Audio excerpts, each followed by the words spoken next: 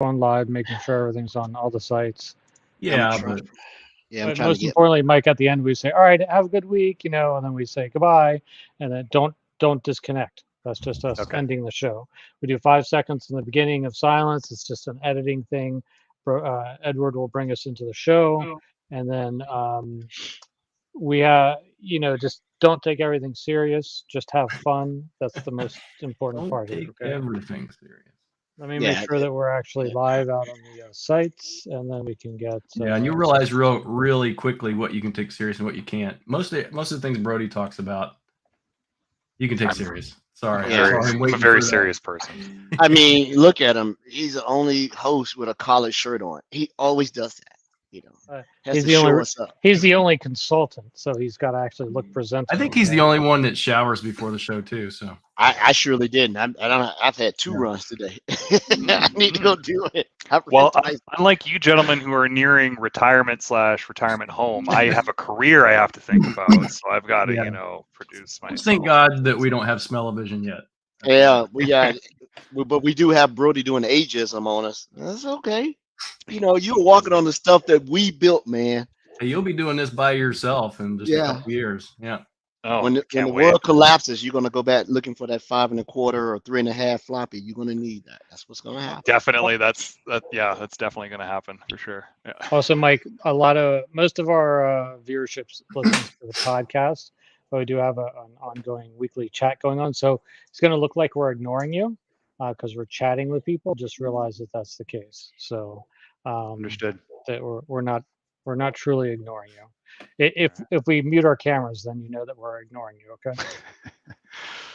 Yeah, because I'm in All that good. Discord. I had to make sure Discord was up. I'm looking in there. All right, so you ready, Franklin? I'm ready.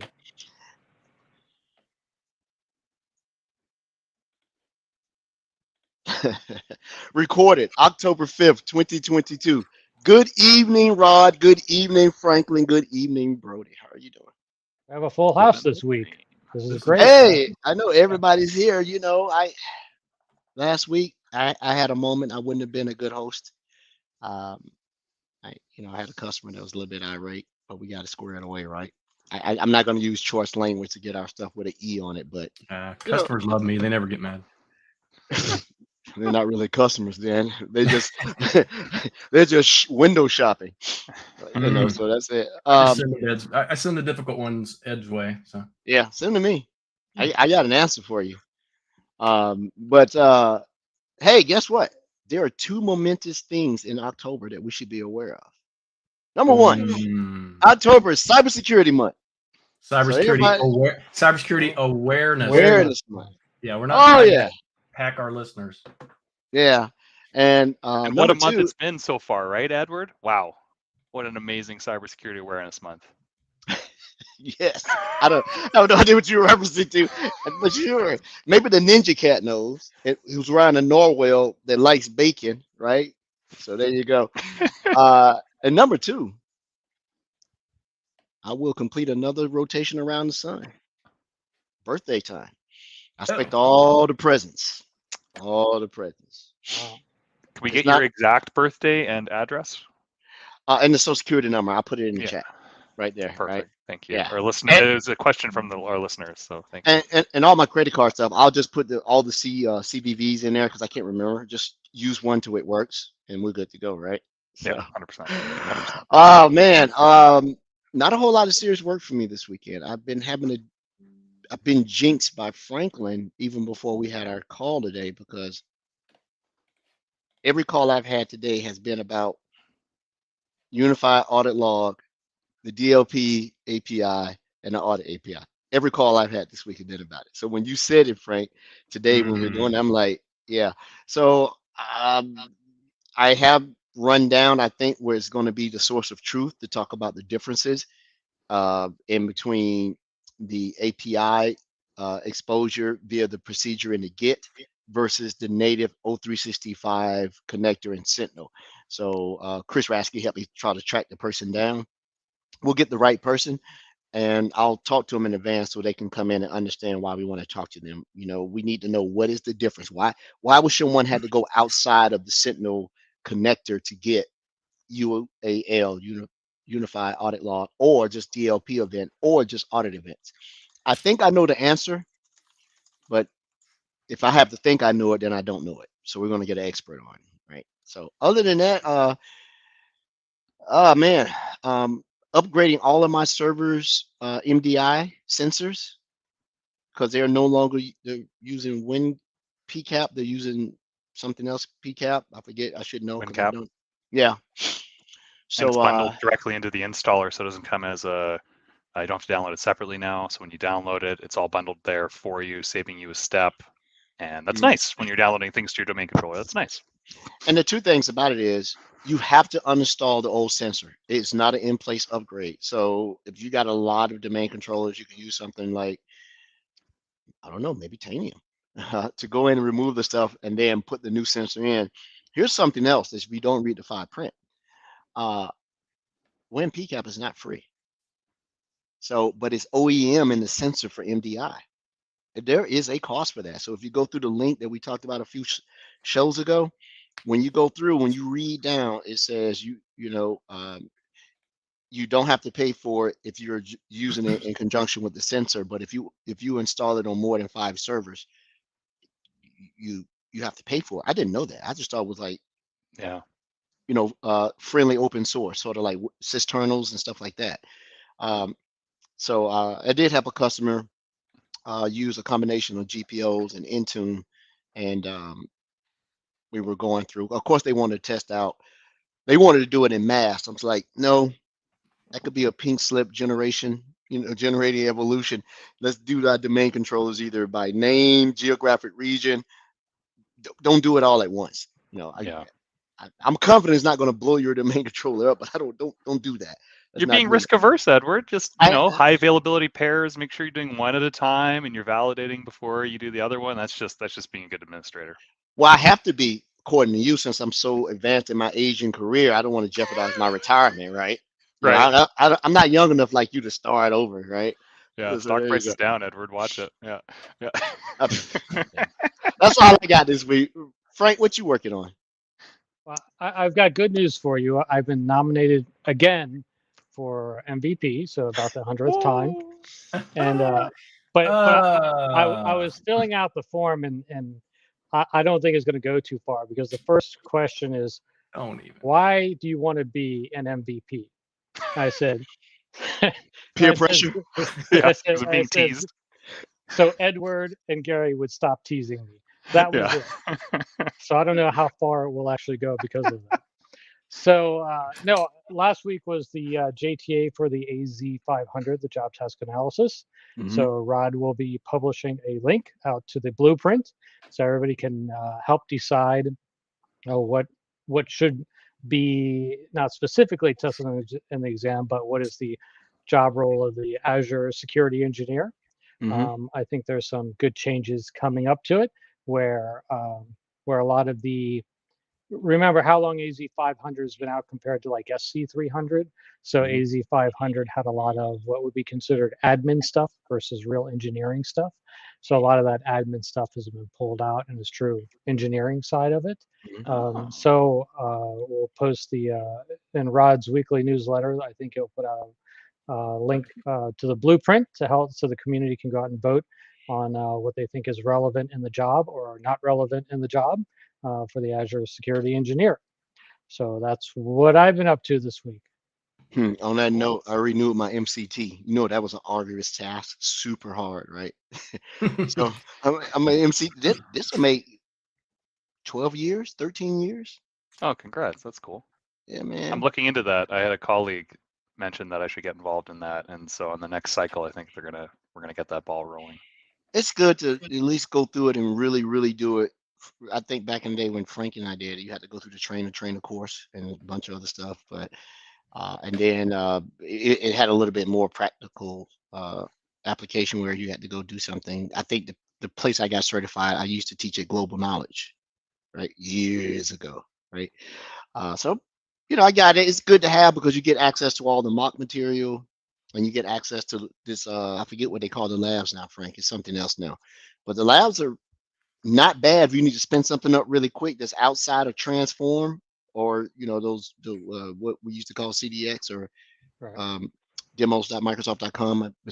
Demos.microsoft.com to CDX. Now it's called Transform. I think that's what it is. All right, man. Well, Brody, you're next. What did you break this week? What helicopter were you jumping out of? That sort of thing.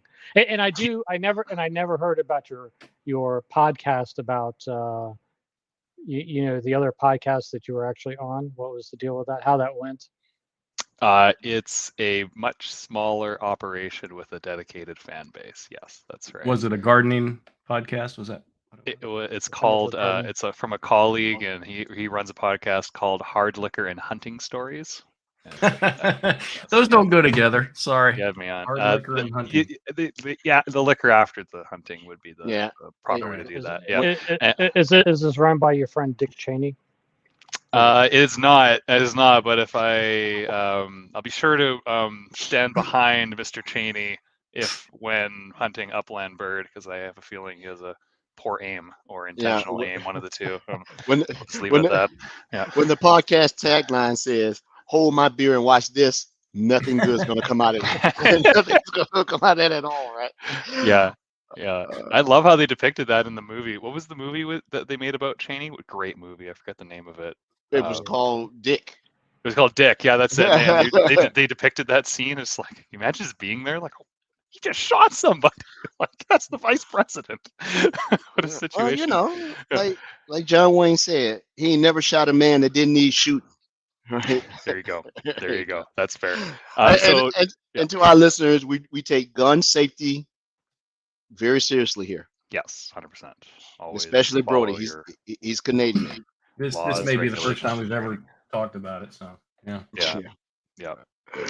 It is important. But what did I break this week? Actually, I broke my hot water heater a couple weeks ago, and they literally just left about half an hour ago. Job's finished, whole new hot water heater. So So hot water breaks. You're on this liquor and hunting podcast. I'm guessing those go together somehow. no, it was unrelated. But anyway, so that was a significant house investment that I'm happy is now complete. And on work sides of things, I never break anything at work, Frank, of course, right? And so something that I'm working. Hey, Edward is the one that said you broke things, not me.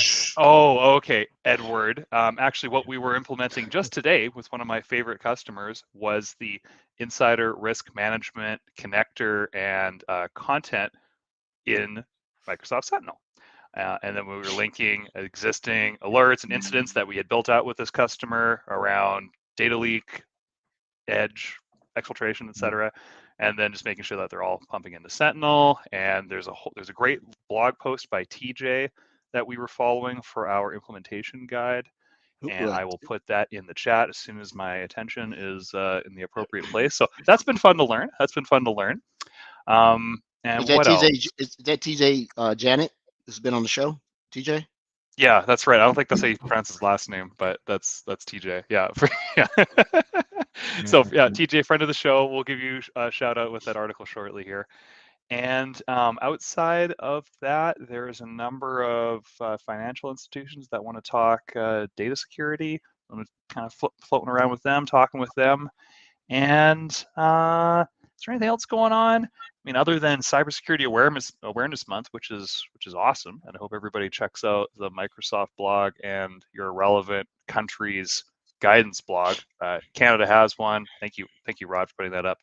US has one. CISA and the U.S. government do a joint one.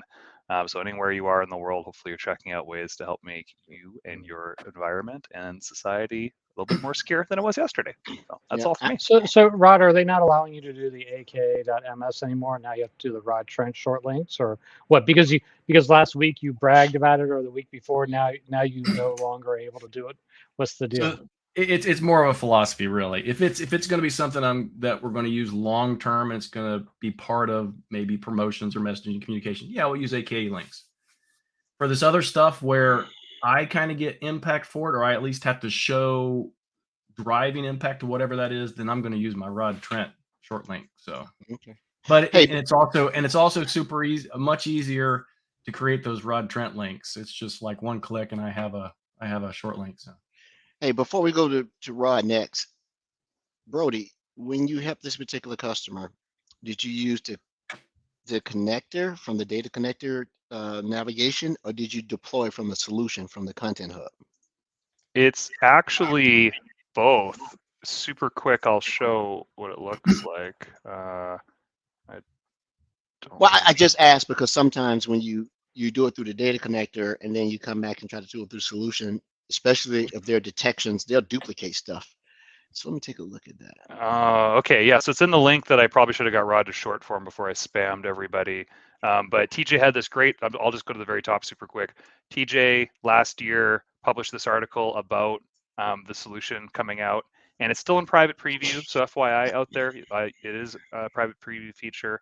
But anyway, blah, blah, blah, blah, blah, goes over all the amazing details, how you can take advantage of it, lovely dashboards with colors, just your standard TJ amazing blog post.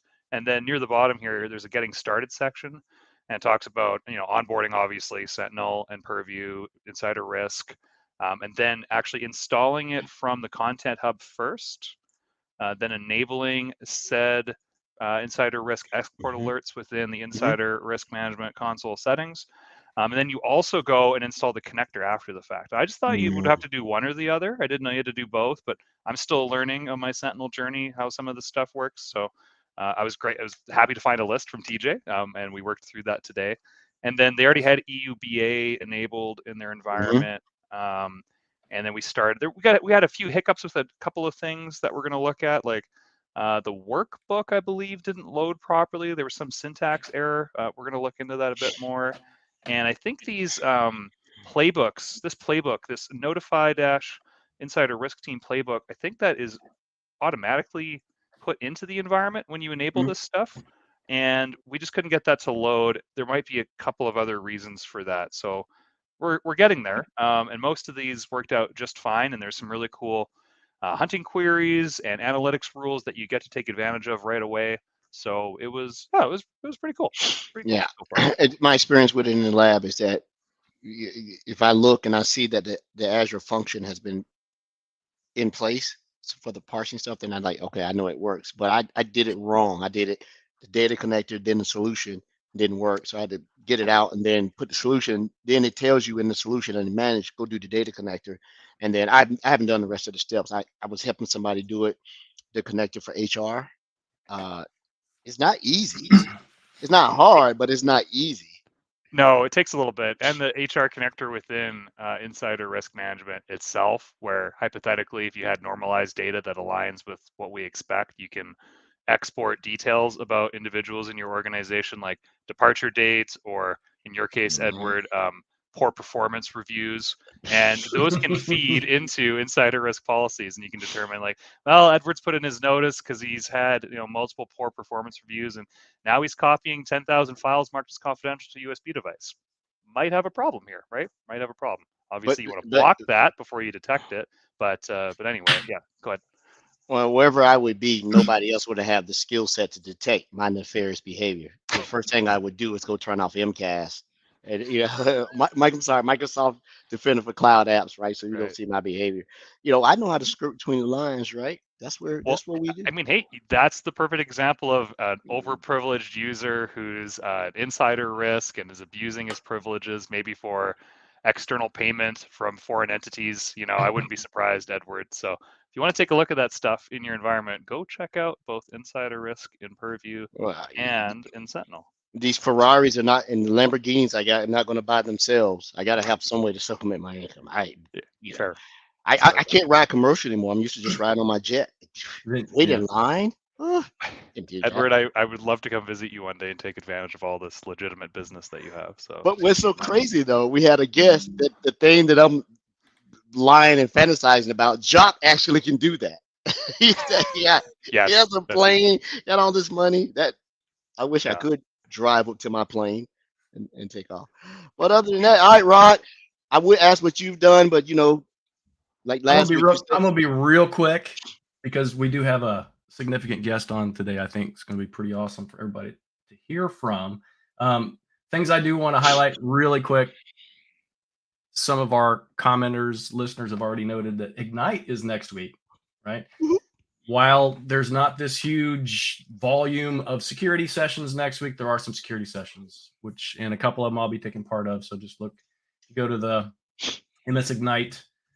That is an AKA link there for you, Frank. If you go to the MS Ignite site there and look through the catalog, you can find a few security things. And in fact, on my blog, that's also an AKA link, aka.ms/rodsblog. You can find a list and links to all the security sessions. So if you want to take advantage of those next week, should be a good event. Always a good event. Go to Ignite and look for speaker 25, then you know that's Rod's session. Yeah, Speaker 25. The next thing, people have hounded me about this for a couple weeks. MicrosoftSecurityInsights.com still, if you use Microsoft Edge, it's going to yell at you because apparently Microsoft thinks there's something wrong with the website. There's not. It's a false positive. You can continue on to it, but if you don't want to, we also do have a LinkedIn page where all the replays and links and promotions and everything exist right now. But we've talked today, in fact, and we're going to work on the website to make it a lot easier, a lot better for everybody to get access. The other thing, which I thought was amazing, super wonderful this week, there is a Microsoft Sentinel LinkedIn community group, right? It's on LinkedIn. It's almost 10,000 members at this point. And that literally, I mean, over the course of the last month, got another 4,000 people that have joined that LinkedIn community. That's like the center focus for Microsoft Sentinel, which, right, is kind of sort of our topic tonight. And by, Rod's modest, that group is his group, right? And so that speaks tremendous of the following that you have, that folks would come in and then contribute to it also. And I think it's the way you got it set up too. You don't allow trolling, you don't allow reposts, I think, unless someone's actually contributing to it. So that's really good. You said something. You said something interesting about, you sent all the bad customers to me. So I, case in point, for customer says, hey, I need to have a SAN to be able to do this. Well, how much budget did you have? I don't have any budget, but there's your SAN right there. I got a USB thing hub, and you can put all your USB sticks. That's your storage area network, Mr. Now, is that a high-speed USB hub, so it can service your high-speed USB sticks? These youngsters always looking for. I don't know if it's a free one you got from a tech conference. Yeah, probably low grade. Yeah. Right. Palo Alto. This is what they put out there these days. I'm just kidding, Palo Alto. Any problems? They'll send people to bust your knees up. That's all. But hey, we do have a guest, and he's probably like, oh my God, it's 24 minutes. I can't get back in my life. I don't want that to happen. So, Rod, you have more familiarity with Mr. Mike Farano here. I know of him because I saw the name. I was like, I know that guy. Well, right? Yeah. You should know him. In fact, he was with Microsoft until I don't know. You can introduce yourself, Mike. So yeah, sure. So without further ado, Mike, you have the floor, sir. All right. Thank you, gentlemen. Yeah, so I'm Mike Fiorina. I'm a member of the TAM organization at Tanium. I've been here for about 2 years. And prior to that, I worked at Microsoft from 99 to 2011. And then I worked as a channel partner of Microsoft's for about 7+ years prior to joining Tanium. So we ran into each other a few times. I heard you talk up to the partner community about security topics more than once. That's probably where the familiar face and familiar name comes from. Yeah, it's been an interesting journey. So I was one of the first people working on what was then SMS 2.0 back in the day as a support engineer. And I remember frequenting myitforum.com quite a lot. And yeah, and I remember your name from that as well. Let me ask this question before you continue, because this is, I don't know. Were you the first Microsoft person to be employed by Tanium? You're certainly not the last. No. I think most of the people that I knew through Microsoft Management Summit, stuff like that, I think, wow, probably 80% of them now work for Tanium in some respect. So that's pretty cool, actually. Yeah, I'd say probably I started seeing things on LinkedIn, people moving over in about 2014, 2015, people that I used to work with. And there's Tanium's about 2,000 people now, and I think around 100 of them are ex-Microsoft. and some names, guys like Michael Niehaus and Aaron Margosis. He just came over and, this year, right? Yeah. Or was Jeff it Stokes. late Yeah, it was last just a year? couple years Okay. ago. Just a couple years ago. Yeah. So yeah, a lot of tribal knowledge from Microsoft folks, alumni that are now Tanium members. I haven't heard Jeff Stokes' name in a long time. Long He is a time. wizard. He's a wizard. him- Yeah. Yeah, I see him on Twitter all the time. I follow him, so yeah, Yeah, he good engage every dude. once in a while. Mhm. It's interesting. Now, Mike, why is Tanium on a security podcast? Well, because we have some cybersecurity feature set within our platform. We are call ourselves Converged Endpoint Management. So we do some traditional management capabilities and features along with some security capabilities in it. And then most recently, we established a partnership with Microsoft about 6 months ago, and now we have one of our first kind of releases that was stemming from the partnership was some Sentinel, native Sentinel integration that we'll get into in a bit. Yeah, so that's why we're here. Yeah, that's pretty awesome. In fact, when I first heard about that partnership, well, it's interesting. We can go back probably, I don't know, what is this? This is October. We can go back 6 months. I was at a conference or even pre-conference when Michael had been working at Tanium for a little while, and he reached out because I've worked on Sentinel every day for like the past 4 years. So he reached out about what you guys were potentially at that time working on the integration, and him and I talked about it a little bit and talked about it a little bit more at the Midwest Management Summit at the Mall of America, right? So that's a pretty popular conference for the SMS, SCCM, Endpoint Manager, Intune. It has multiple names at this point. So, yeah, but we had talked about it at that point, and then to hear, a couple weeks ago when Ann Johnson announced the integration, announced the partnership, and you guys are part of MISA now as well, which is super awesome. That's our security partner organization, which is, I love it. So this is kind of, to me, kind of monumental when you think about it, because, and you can explain a little bit more, because I think what Tanium does, right? So you have some security aspects, but I think even more so, you have management of those client resources, right? To be able to pull some security signals and stuff that maybe, we don't even have access, or we're not even privy to for our technologies, right? Yeah, it's I think we, kind of our tagline as a company is we provide visibility and control at speed and scale across every endpoint in the world, regardless of whether it's Windows, Mac, Linux, AX, Solaris, on premises, in the cloud, working from home, kind of, it doesn't matter. So we can manage these devices and do a lot of what we do. Everything that we do is in kind of real time. And so I think that's the value that we're adding to Microsoft in this whole equation, is our ability to do things very rapidly at scale across the biggest organizations in the world. So that was actually our first customers were some of the biggest, baddest networks and environments you can imagine. So the DoD, the big banks, the Fortune 100. So it was kind of an unusual journey. Most smaller companies will start small and go big. We went the opposite direction. The folks that saw the value in us initially were the biggest customers that are out there.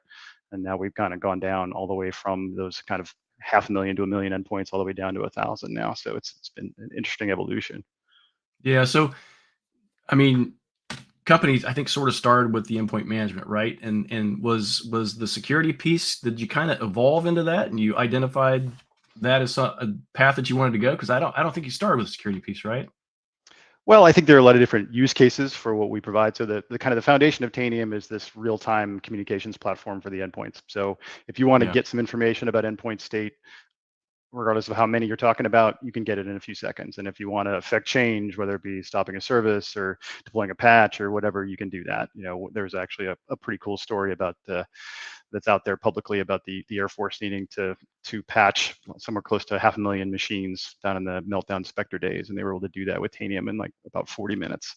So kind of take that into consideration when you think about some of the stuff that we do. And initially it was just all about like just the flexibility of asking questions, getting responses from endpoints, and then executing code against those results. But then we've kind of matured over time and added a lot of kind of purpose-built workflows that are kind of traditional operations, cybersecurity hygiene oriented, and then pivoting into more of the incident response space. But I think people have been using us that way for a while now too. Can I ask you a question, Mike? It You may. predates you, but my first what did you talk? What are you shaking your head, Brady? Brady Cassell. Hey, listen, Mr. Mispronunciation. I was just shaking my head to say no. You couldn't ask a question. I'm glad it distracted you enough to break your thought. Go ahead with your question, Edward. My first exposure, as I remember it, I'm advanced now in my age. I remember I was contracting at Home Depot doing some cloud migration stuff, and I saw Tanium there, and this was 5 years ago. Was that you guys? That was your signature win at the time? I'm not sure if they're a referenceable customer or not, but potentially, yeah. I didn't mean to break. I just said I saw it then, and I was I saw it being deployed. I saw the team over there. Okay, but who would want them as a reference? But let me stop. Edward, you don't say customer names. Come on, you know the rules. Okay, don't I can get say Mike in trouble. Oh, if it was, he doesn't have to do it. This is all it. This is my Okay, personal all stuff. And this is public record, right? It's just Right, public right. record. Oh, I just saw it over there, and that was one of the largest environments I saw it early on days. I don't have any bad remembrance of it. I mean, it was new, relatively. Stuff was going on. I think it had nothing to do with the product. Well, I just asked the question. That's all. I Yeah, knew no, we most of the big retailers in North America are customers of ours. And I think, yeah, all those initial investments really revolved around the speed with which we could do things. So they have these huge disparate environments, and they just felt like, hey, we're not sure we can execute when we need to affect change, to kind of understand what the risk is in the environment, to patch things, make any kind of broad-based changes. And so that was really kind of where Tanium got its start, was in these huge environments where we kind of helped them close the gap and reduce some risk. Yeah, and those type of clients are actually very good, because you get enterprise, sometimes bleeding edge, but you can also get enterprise very legacy. So you're having to deal with a whole stack of stuff, like they're still running that, and at the same time, like, oh my, they're progressive. So I think those are very good landscapes to deploy to see the successes of your product as well as the deficiencies in your product, right? Yeah. Especially networks. And it says Brody is such a Home Depot lover. I'll give them a little kudos here. They had one of the most put together networks. Very few enterprise networks can ping from end to end or span a port across all their stuff. That network was solid until the closer you got to the HQ, though, then it sort of went wonky. But enterprise, they were pretty solid. So Brody Castle, yep, that's him right there. Just so everybody remembers, it's Brady Castle, forever and henceforth. I'm surprised he was able to say Mike correctly. I did say Mick. Yeah, he did say Mickey or something like that. I don't know. So Mike, I just thinking about this and this partnership. What kind of led Tanium down the route to apply for MISA? Because that seems, to me, kind of interesting. What is behind a decision like that for a company like, we want to, partner with Microsoft on the security stuff? It sounds pretty cool. What goes behind that?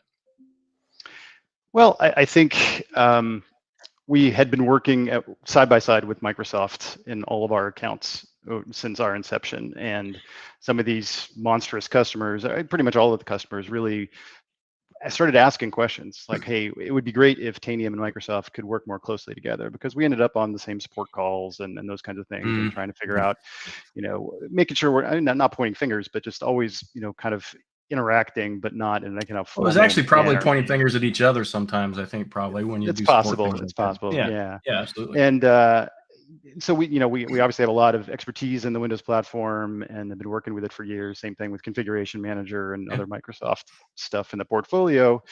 And it just seemed like this might be the right time. We have a lot of complementary stuff that we can do to optimize Microsoft solutions and help Microsoft customers. And so we approached the company, I don't know, probably close to a year ago initially, and then 6 months inked the formal partnership, and then we really wanted to try to innovate and try to find opportunities in working with the Microsoft engineering teams. And so our teams have been super excited to get engaged with Michael Wallant's manageability team and Rob Lefferts' Defender team, and how open everybody's been about, okay, well, here's some potential areas where you could work with us. And so Sentinel certainly seemed like the logical first place to start, kind of the linchpin of Microsoft on the security side, and then also a great showcase for what Tanium can do. Yeah, that was so my experience with Tanium. You know, I worked in the field several years ago here at Microsoft. A lot of my experience with Tanium, and even before that, right? So working for other organizations, it was primarily focused the on-prem devices and stuff like that, right? So does Tanium kind of have kind of a cloud aspect to the service? We do, yeah. So the initial Tanium backend install was on Windows servers, like everything else back in the day, and then we've since moved to more of a modern appliance-based model. But most customers now consume us, at least new customers, in the cloud. So we have a software service platform called Tanium Cloud, and that is generally how it's handled these days. And part of that runs in Azure as well. So we're making sure to keep everybody. That was happy. my question. You know, which cloud did it run in? Oh. But part Well, of it, and it and that spreads. really doesn't matter. I mean, it was my thought around this is how are you getting those signals that you're collecting from these clients? How are you getting them to Sentinel? Was it, in Azure, from Azure to Azure? Is it just, the on-prem stuff to Sentinel and things like that? Or is this something I think you have a presentation, sir, right? You want to? I have a Sure. screen share there. I could just kind of show some of this stuff off. Absolutely, yeah. That'd be great. Yeah. Yeah, and before we get to that, it might make sense to just kind of tell the full story here, just about kind of what we do. So I think architecturally, if you look at it, the reason why this is kind of interesting is that Tanium is we're very endpoint centric. We're all about, like, basically we have this vision of being able to manage everything with a chip or every operating system that's out there. Mobile devices excluded. We're letting you guys do that with Intune, but our ability to basically, we're looking at it and interacting with the endpoints in real time. And so all the data that we're collecting is coming directly from the devices or instances themselves. And so anytime we're asking a question or trying to gather data, it's coming from the individual endpoint instances. And also we take some of that data and we cache some of it, so we have a complete picture of the environment for systems that are offline and stuff like that. But then if you look at on the Microsoft side of the equation, everything's in the cloud. So it makes a lot of sense to kind of bring these together, where you've got just a ton of data up there that's accessible, both kind of within and without the user interface, just all the signals and telemetry that Microsoft sees on a daily basis, and all the data that people use for threat hunting and incident response and Sentinel. But then we're also able to combine those things with what we have on the endpoint and that kind of real-time nature to broaden the ability of customers to respond to incidents and detect things in real time. Mm-hmm. But quick question for you: is Tanium VDI or virtual environment friendly? Does it work with Microsoft Virtual Desktop or anything along those lines? It does. It does. There's nuances associated with it, but it absolutely is. We have customers using us in those type of environments today. Yep. Yeah. And in fact, one of the reason why I was thinking about this earlier and working in the field, one of the big financial organization I was doing work with, they were using Tanium not just for managing clients, but also the security piece, and they were using it in a VDI environment. So yeah, pretty big deployment. So one of the things I'm curious about, and I know our listeners will be as well, how are you getting that data from your endpoints to Sentinel? Are you doing it with your own client, or are you using some mechanism that you're integrating with a piece of ours, or? Yeah, so we've got a connector. We're in the content hub in Sentinel now, so you can go out there and pull that down. It's no cost associated with that. So it just establishes a connector along with some playbook templates, workbooks, and the like. So it's all out there. We've got version, I think 1.09 officially in there, but it's actually version 2.0 in the back end. We're waiting for some metadata to update. So this is kind of the formal release that's out there today. So it's pretty easy to implement. We've got it fully documented for our Tanium customers that outline exactly how to configure both sides to ensure that we're getting all that data. But it's coming from the Tanium platform itself on the back end, whether that's in the cloud or on premises, and sending it up to Sentinel. And then there's also a component of Tanium called the API Gateway that we make accessible so that you can use orchestration and playbooks to actually take action using Tanium technology in the back end from within the Sentinel interface. Yeah, I'm noticing that the Tanium connector and Sentinel is only available. It's not the direct connector. It's deployed via the Content Hub. So, okay, we were just talking about that earlier in the show. That sometimes the data connector is there, but the solution says deployed. But I see it in solution here. So, oh, okay, very cool. It's a straight solution. Well, that was me. Sorry, I had to jump in. I was wanting to install it anyway. I figured I might as well do it because to me, I think it's actually pretty cool how quickly solutions do install Microsoft Sentinel. Right, it's just like that quick. Agreed. And then there's probably some other stuff that we have to do on the back end for Tanium, right? Right.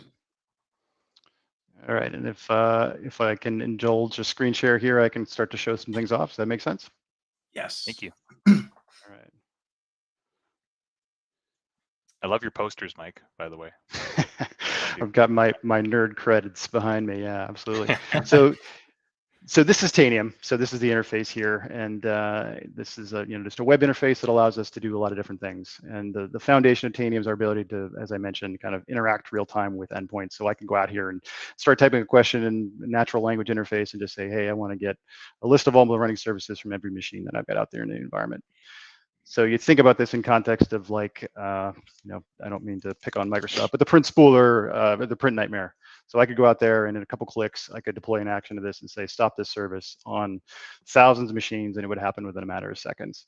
And so this is kind of the secret sauce, and that we feel like the differentiator of Tanium, our ability to go ahead out here and do these kinds of things, look up files, deploy applications, uninstall applications in real time. And then this also extends to the ability of threat hunting and other things. We've got our own capability to develop our own signals. This is stuff that's kind of complementary to what Defender can do. So we pride ourselves in the ability to kind of write our own behavioral-based detection signals and then do incident response, containment, and scoping on the other side.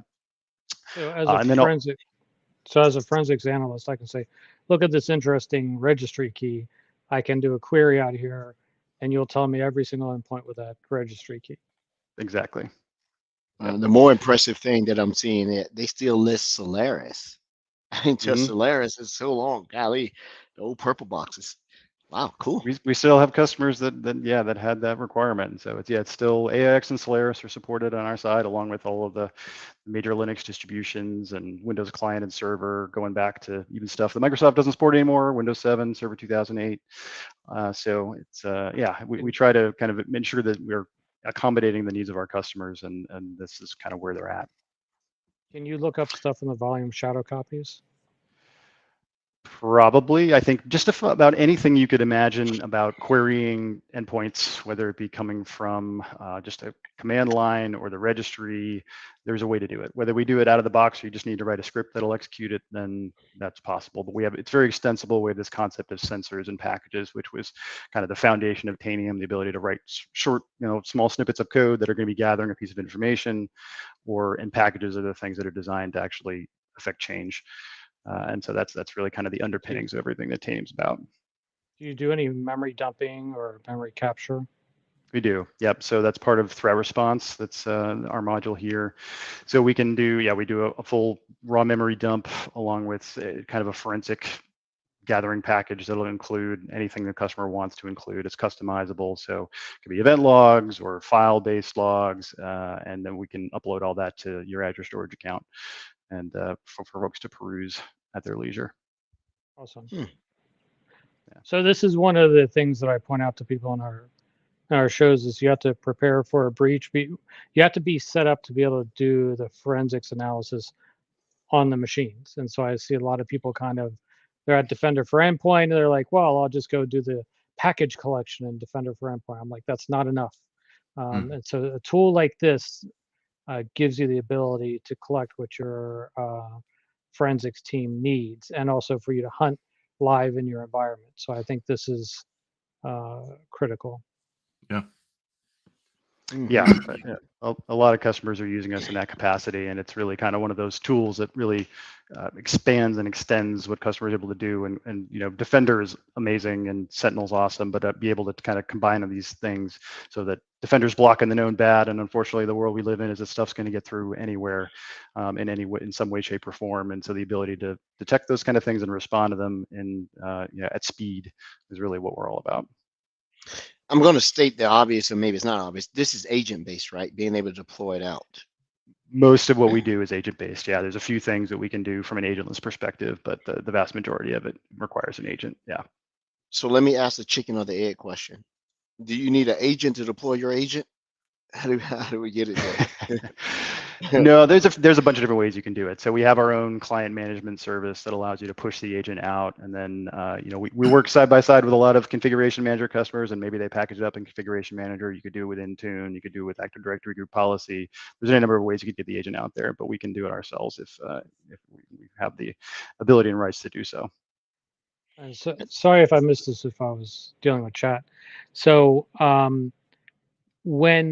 do you have anything set up with inside Logic Apps for automation playbooks? We do. So with inside Sentinel. Okay, you're going to go over that, or did I miss that? Okay. I haven't gotten there yet. Yep. I just wanted to set the stage here about what Tanium's about. And we have all of these areas I could speak in at great length about and take up half the day. But, as I mentioned earlier, it's about cybersecurity hygiene and incident response primarily. So a lot of this has to do with vulnerability scanning, configuration policy management, patching, software deployment and update management, performance monitoring, incident response, sensitive data discovery. There's a lot to this. But we just, we wanted to take all of this rich data that we've got from every endpoint that's out there and being able to leverage Sentinel as the kind of the central point to gather all of the stuff from every system you've got. But we know that we have really pretty authoritative info about what's going on your endpoints. And so being able to bring that into Sentinel, and it's entirely configurable, but as mentioned, it's in here in the Content Hub. All of our customers can go out there and pull it. And effectively, I had asked a question earlier, and we had this concept of saved questions in Tanium so that we can continually ask questions and make sure that we have a full picture of the environment, both with real-time data and some cache data for systems that are not accessible for whatever reason. We can bring all that information into Sentinel on a regular basis so that, the intent here was to think about, like, all right, your SOC analysts are dealing with so much noise and so much information. How do they ensure that what they're acting upon is current? Do they have all the right info they have to make the right decisions, what to prioritize and stuff like that? And so the ability to make sure that they don't have to context switch, we can send all this info into Sentinel. It's all going to be there ready at their fingertips to be able to say, I see what I can see, and then maybe I need to take action on this. So like walking through, we can send our threat response detection signals in here and pull some information about it. We'll go to the full details here. And maybe I want to go ahead and say, okay, this looks interesting, but I'm not sure it's something I need to worry about. But what if this device has some vulnerabilities on it? So that might kind of raise my hackles. So I could run a playbook here. And we have a bunch of different options here. So I could collect compliance information. So I'll go ahead and run that playbook to say, I want to know what the current compliance configuration state is here.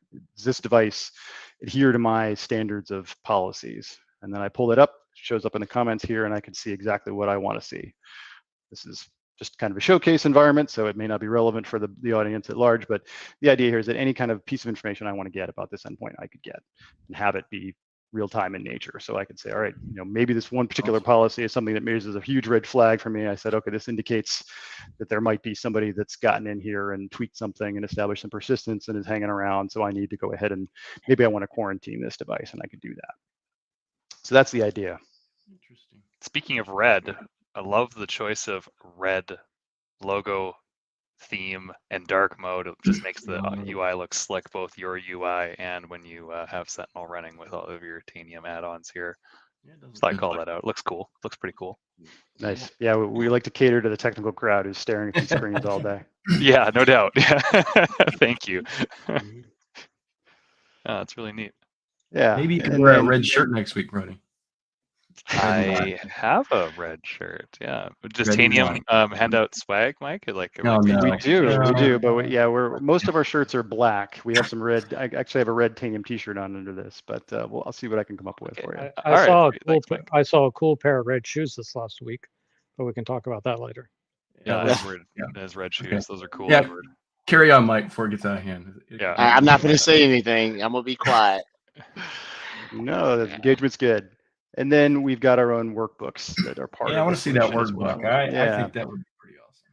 Yeah, and so we can visualize any of the data that we collect and send up to Sentinel. So this is one good showcase of it. So threat response, we have configurable signals that we can put out there that are looking for certain things like the NetSH WLAN discovery or domain account enumeration. So we can see over time what kind of stuff seems to be prevalent in the environment. And maybe this will help me make some decisions based on what else I'm seeing. Or maybe, one of the things I mentioned earlier was this concept of oversight. So is Defender healthy everywhere? Is Configuration Manager healthy everywhere? Tanium can get you that data. And this is something that a lot of customers use us for and have been for quite a while now. So the ability to say, hey, my data in SCCM stale, or Configuration Manager in the client's not installed, or something's going haywire. Maybe I need to remediate this, and you can do that with Tanium. Or same thing is true with Defender. So I see that in the workbook. I think that's super awesome. But I did see that you have a couple playbooks for health, right? SCCM Health and Defender Health. Is that how you check this out and then go remediate? It is. So we've got some kind of native content there, and this is probably an easier way just to show you real quick. Yeah. And this is what we call our trends module. So it's the ability to provide some dashboards related to stuff like this. So we've had for years and years, we've had tons of Configuration Manager content, and then we're doing the same thing with Defender now. So the ability to look inside these agents to determine how healthy are they? Are they current? Are they communicating? Is there something going on? Do we have the EDR capabilities enabled? Configuration Manager, there's a lot of super deep stuff that we can do here to determine, is the client doing what it's supposed to be doing? Are we having any orphaned clients where WMI is broken or something like this? So a lot of really deep capabilities to inspect the health of these, and then also do remediation on the other side to make sure things stay as optimally operating as possible. This looks like this is one of your management portal / server. So you're logged on to something in the background to do this, right? Or just Yes. a cloud. Okay. Well, it could be a cloud, or this particular instance here is just an on-premises one that is in my lab, but then this one over here is one of our cloud instances. So it's the same experience either way. I hate to say this, Mike. You probably remember this, but no, I probably shouldn't say it. You remember Altiris? I do. Oh yeah. Yeah. This is like Altiris on steroids. This is awesome, because Altiris in its day was good, but this is this is super. In its day, Yeah. I don't think they're around anymore. So No, Symantec bought them, and like anything Symantec buys, it just disappears. well, Brody, how come you're not jumping on Rod by mentioning names? Huh, Brody? I like Rod. Oh, that's Well, I pronounced the name correctly. That's what Brody likes. Yes. Yeah. So we're going through the Tanium playbooks here. Yeah, Oh. and so this is some of the stuff that's out there. See, these are the playbooks we've created out of the box. So the ability to gather those Defender and SCCM Health statistics, or the ability to quarantine hosts. So one of the things that a lot of customers use is that, hey, if you wanted to quarantine, you'd have to hit the red button and quarantine thousands of devices. We could do that in a matter of seconds. Ideally we don't get there, but it is what it is. And then the ability to, this is really extensible. So it's hitting our API gateway. So we're going to provide customers the ability to write their own playbooks that are using all of the APIs that we have to do whatever they need to do, whether it be stop services, kill processes. The list could go on for a long time. So from what I understand, the Tanium client provides kind of, real-time service, right? So real-time data collection, real-time service. Is there any lag time when you run one of these playbooks in Sentinel to, maybe quarantine a PC or something on the other side through the Tanium agent? Or is it pretty much instantaneous? It should be pretty minimal. It's obeying the laws of physics, but other than that, it should be pretty close to instantaneous. Yeah, I give you kudos on your automation, your playbooks. I see so many of these solutions that come out from vendors that I won't say lazy, but you've put the tags, they identify what that particular playbook does. Because I go through some I can't tell, but now I see that the enrichment is inspection, actionable insights, and remediation. I'm going to do something right with that. I've seen some of these solutions that have nothing there, have no idea what they're doing, right? And this seems like a small trivial thing, but I promise you, Mike, this is really good stuff to be able to say, this is just going to give me actionable insight, and this is going to tell me I need to go do this to it. And I see some solutions don't even put the tags in there. Yeah, so that's good stuff there. Yeah, man. Good call out, Edward. Hey, Mike, so do you have a community where folks who leverage your products and capabilities talk amongst one another and help develop some of these playbooks and other aspects of your solution? We do have a pretty vibrant community that's consists of our Tanium customers. I think this is pretty new, this capability, so I'm not sure we've gotten to the stage where they're sharing ideas about playbooks and that sort of thing, but that's hopefully something we can foster. Yeah. Cool. Yeah, that's good to know that you have something like that going on. Thank you. Yep. Couple things that just kind of came to mind while I'm sitting here watching this demo, which is awesome, by the way.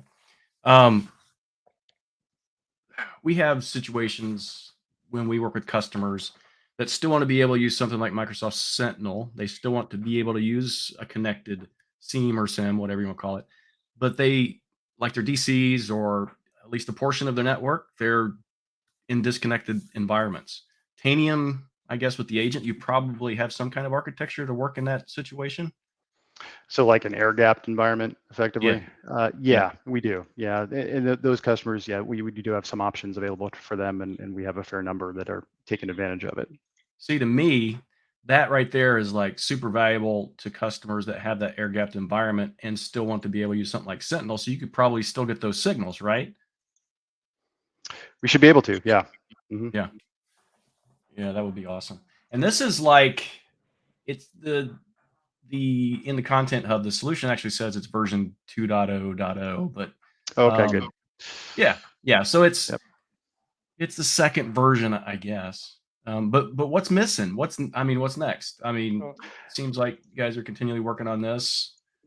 Yeah, I think we're looking at other valuable use cases. So other playbooks that we can put together, templates for customers that are, provide value, and the same thing with the workbooks, visualizations that make sense. So customers, we still want to make it customizable so customers can get and use whatever data they want. But providing them as many out of the box capabilities we can is certainly top of mind. And so how do you go about choosing what to focus on? Like, hey, we want to build this capability or enhance something that we already have. With this partnership, I guess is there dual objectives? Like, we really want to make the Sentinel integration better, and that's separate from what you are doing to make Tanium better, or does making Tanium better make the Sentinel integration better? I think there's a little bit of both. So there's the kind of research and development teams that are working with the Microsoft counterparts to figure out, okay, like where does it make sense for us to play, and having those collaborative discussions. And there's a regular cadence of those. So this is going to continue to iterate on Sentinel and other things that we're doing. And then there's a lot of other things we're doing in the background that may or may not have anything to do with Sentinel, but there's a lot of different product teams in Tanium working on stuff that will provide value. I never really thought of Tanium as a security company, but the fact that you guys are accepted in the MISA mean that you do have security chops, or you put effort into getting that done, right? So how hard was that for Tanium that didn't publish yourself as a security entity to get accepted into MISA? Well, I think it was all about this initial passive integration, and we have executive sponsorship at the Charlie Bell's level with our CEO and team. So I think he saw the vision that we were offering, and because we have brought this kind of thing to the table, it kind of greased the skids to get us in there. And we're kind of a unicorn in the marketplace. We don't fit super well in any one kind of analyst bucket for what we do, and so we're trying to kind of carve out our own niche. And it involves security and operations and actually trying to bring these things together. So our vision is that, like, why should the operations team be looking at one set of data and the security team be looking at a different set, and trying to like figure out who's got the most current information that's actionable and that sort of thing. Having them all look at the same content and be able to make the decisions based on exactly what they're seeing in the console and the capabilities they have, it really kind of makes sense. And so our best customers work that way. I believe the first time I ran into you guys was at RSA. So I have a lot of technical questions, so let me know when you're ready for that. Well, I want to ask one more question about just the feature set and capability. You made a reference to one of your customers that works in agency or regulated, being military. Is there a huge feature parity between what you can offer civilians versus agency and or military, or is the product the same and will work? You don't have to make any adjustments? No, it's effectively the same. It's really just how it's delivered. So, most of those regulated industry customers might be using us in an on-premises scenario. So they're using Tanium appliances, whether they're physical or virtual or running on servers. We have recently released FedRAMP moderate offering in the cloud. So that does give some of the customers that aren't in the super regulated space the option to use us there. So, but other than that, on the kind of endpoint level, the feature capabilities are pretty much identical. Yeah, because at Microsoft they're struggling with that between clouds at the highest level, right? So knowing that this can be deployed in agencies as well as contractors that work in agencies, and they don't have to go get a bunch of exclusions and mess around with AOs and stuff like that. Okay, very cool. Yeah, I know that. All right. Are you ready? Oh no. Fire away. It better not be a licensing question, Frank. I swear. Oh no. Yeah. When you bring data into Sentinel, what table are you writing to? So we're custom logs in Sentinel. So everything that we create comes in here. So we create our own tables here. Now, so 2 questions on top of this. When you bring your tables in or queries are run, are you following the entities matching to like MDE? So at all? I'm not sure, to be honest. So ensuring that we're kind of mapping our asset information to what MDE has. Right. I'm Well, not and sure. I think Okay. yeah, So next, I don't think you're following next, the same schema. so the next question is, are you looking at standardizing or creating parsers to follow the ASIM parser data model to make it easier for people to integrate your data into overall searches? I think that's probably a roadmap item. I'm not sure it's something that we're actively working on at the moment, but I think we do kind of certainly want to make that experience as seamless as possible. Okay. Within your product, you have the workbooks, you have the playbooks. Are there any particular queries that if someone's in here and they want to start at the text level before they start getting to the graphical UI that you guys have created and say, hey, within Tanium, here are some of these queries that you can run, or just double clicking on the custom log do the query and you run it? How do you guys do that? Because I always get customers say that the connector is cool, but how do I do anything inside KQL for it? Okay, there you go. You just Yeah, I mean, we could pull up any of this information, and a lot of it is very human readable. So depending upon what we're talking about here, this is some pretty standard kind of asset inventory type data. So this is all accessible here, and then you can do whatever you like with it, whether it be create workbooks or leverage it in this interface. Yeah. So what we probably need to do is create some kind of community consciousness to create some good queries and stuff, some good KQL queries, put it on a GitHub repository somewhere. Very Make good. it. Yeah. So I saw something in Richard's service packs. That must be a very old OS that you're running, right? Do we still do service packs? Yeah, I No. don't know. So, Okay. So from the hunting standpoint, do you have an API for the hunting that then could be utilized with inside Jupyter Notebooks in coordination with Sentinel? Probably. I think any of the information that we can collect as part of our question and answer interface should be accessible through the API gateway. I'd say that right now, basically you're going to be confined to kind of what's here in those custom logs, and customers can choose to bring in additional outside data that's outside of this initial scope. Outside of Sentinel, I'm not worried about Sentinel right now. Okay. Forget about Sentinel. Okay. Yep.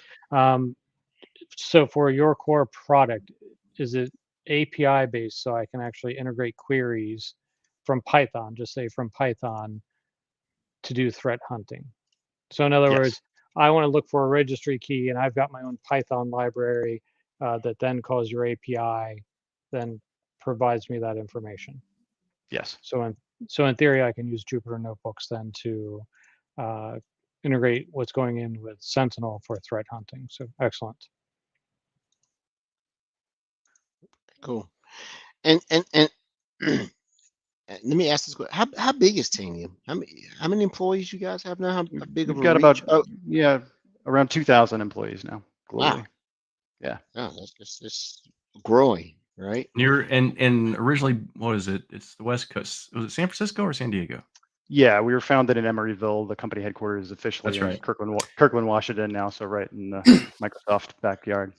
Yeah, I Yeah. remember Emeryville. I worked for a company that was my home office there for a while. So that's an awesome area. Yeah. Mhm. Yeah. Here, there's actually a zip line from the Microsoft campus to the Tanium campus. So if you want to change roles, you can just get on the zip line. It's a bad joke. Yeah. So let's talk licensing. No, I'm kidding. So I'm only halfway kidding because I'm very much into organizations understanding how they're going to perform forensics on endpoints, and I think that they can take the licensing cost of your product here and roll that into the overall. How are we going to do this and help with the justification of the licensing? Is what I'm saying. So because I just get the hey, we had this breach and now we don't have access to the endpoints. It just becomes an issue, and they don't think about us. We live in a world of zero trust, and they say assume breach, but nobody assumes breach for doing forensics, which amazes me that they don't do that. So I think that this is an awesome tool for um, getting that remote access and performing the forensics that you're looking for. Yeah, we think so, and a lot of customers are using us that way. So it's definitely an area of investment for us. Yeah. Well, I'm super happy to kind of see this integration.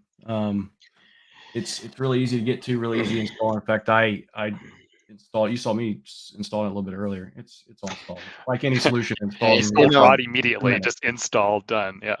Yeah, I'll put it out there. No, I better not put it out there. I was about to say something. They're doing the right things, Yeah. to make themselves right for people who have interest in being closer to them. Yeah.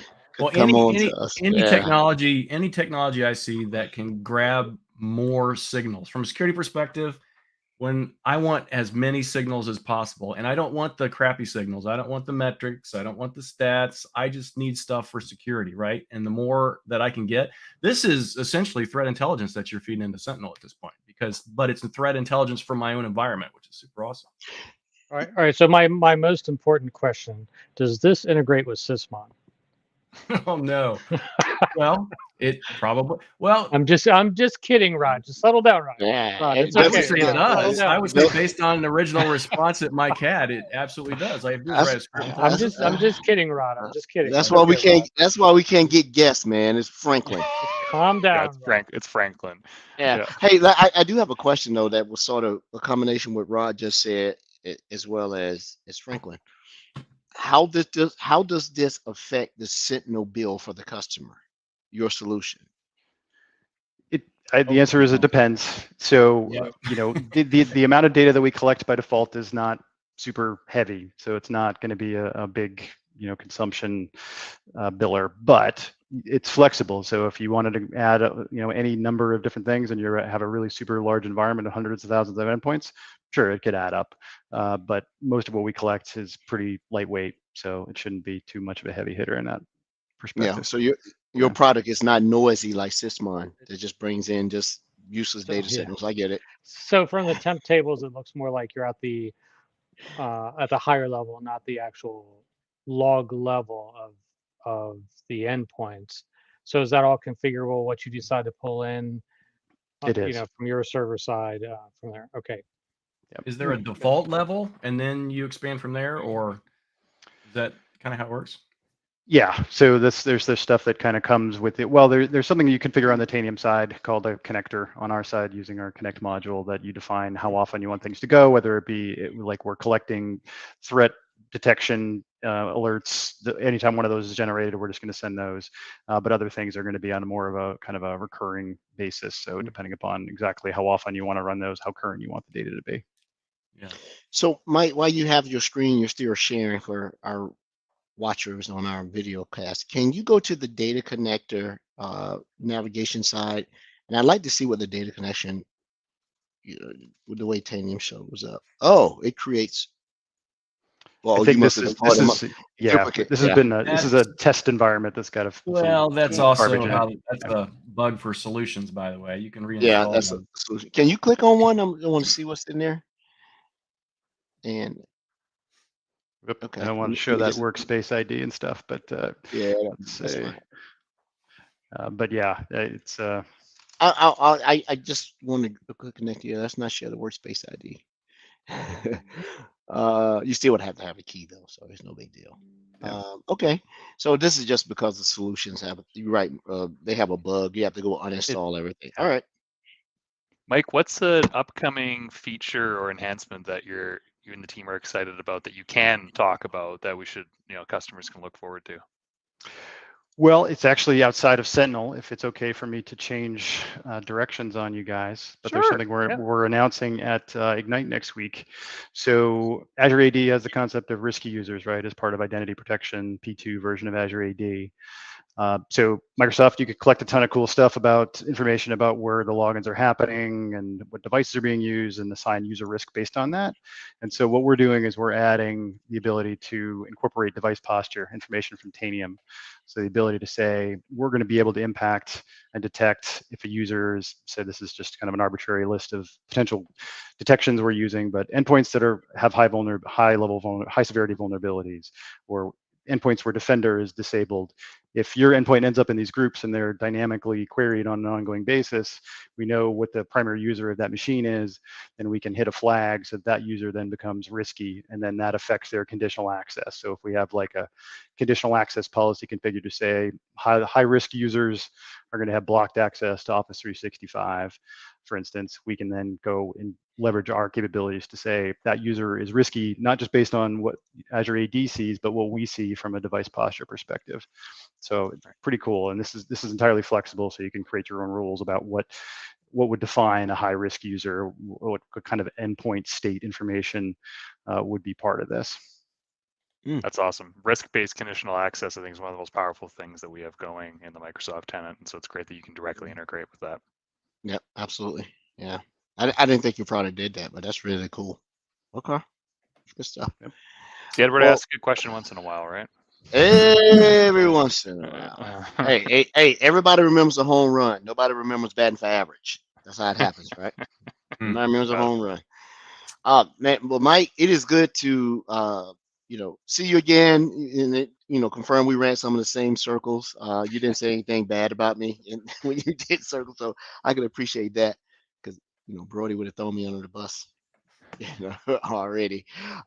Anything you want to do in your closing remarks you want to share with us? No, question. I see a question out there. Yeah. Yeah, about if somebody wants to reach out to Tanium, how do we recommend contacting us? So on our website, we should have a couple of email addresses that are accessible. We also have a Twitter account, so if you want to send a tweet to Tanium, I'm sure you'll get a response. There's a very active social media team over there, so whatever is the most comfortable method, or if you're welcome to reach out to me on LinkedIn or Twitter, and I'll be happy to steer you in the right direction. Cool. Are you hiring? Here we Yeah, I go. think we have some available spots out there. Sure. There you go. It's a general, if we have partners and other vendors that come on, I think it's important for them to say, like, hey, we're Mike, hiring, we're going to bring people on. That's a good thing. Plug your. And Mike, plug it's your okay stuff. to swipe left on Brody. So Yeah. just kidding. I like the no, Xbox Game Pass too much to leave Microsoft, so that's where I'm at on it. Yeah. But anyway, that's No, good. I will tell Tanium. you, I think you talked about that zip line earlier, that zip line between Microsoft and Tanium. I think it actually exists, except that, everybody, all Microsoft people, they're going to work at Tanium. There you go. That was the joke. Yeah. The downhill's the other way, not that way, right? So there you go. I get it. Well, Mike, man, I am glad you are still doing the good work. You are the person that I do remember, man. Thanks for coming on to the show. You're always welcome to come back, so don't feel like you have to be invited. If there's something you want to come in and say, hey, you guys need to know about this, or your listeners need to know about this, please come onto the show. We love repeats. We love folks that come in and keep promoting their stuff. And we especially love companies that are doing good stuff that is been validated and is proven. So, and the fact that Microsoft decided to partner with you is the term frenemy sort of a thing, but it's there, and that's a good thing. I have a better understanding. I was in Redmond 2 weeks ago, and Ann Johnson explained how to partner, how to build, and how to acquire. What the methodology, I can't speak it on here, so it was pretty interesting. And now after having this show, I guess it's open knowledge. Some of her conversations go, oh, that's who she was talking about. She was talking about Tanium. Yeah, I was like, okay, very cool. Which one was that? The partner piece? When she did the 2-day Oh, presentation, okay. as Okay. her- You said the circle of life for a company to get acquisition. I thought we're well, she announcing talked. something. No, I'm just kidding. No, we're not announcing. No, we're not announcing anything. And come on the show. You got nothing to do with me. Just kidding. I'm just saying she went down and explained that, but she couldn't drop any names. But now, when she was talking about another partnership, this is what she was talking about. Couldn't say it then though. Yep. I think Mike, you and I will be together at the end of the month, right? Yes, sir. Somewhere in Cleveland. Somewhere. Yep. Mike, I may come too, just to hang out and have a beer with you because Rod doesn't drink. Let's do it. Yeah. Somebody has to consume. If I don't. Yeah. My liver would take one for the team. I have no Are you- problem with Do you ever make it to the DC area? it. It's been a while for me, but we have a fair number of personnel down there. Well, if you ever make it to DC area, we'll grab some lunch or dinner. I will definitely Oh. reach out. Don't fall for it, Mike. Don't do it. don't fall. It's inside joke. It's an inside joke. All right. Well, everyone, thanks so much. It's been a great podcast. I'm sure we've had some interaction with our listeners, so we know that hey, that people are interested in it. If you have any success stories, Mike, that people say, hey, we heard about your product through our show, let us know so we can amplify that. To our listeners, our supporters, our viewers, thank you so much. We'll see you same bat time, same bat channel next week. Thank you. Take care. Thanks, everyone. There we go.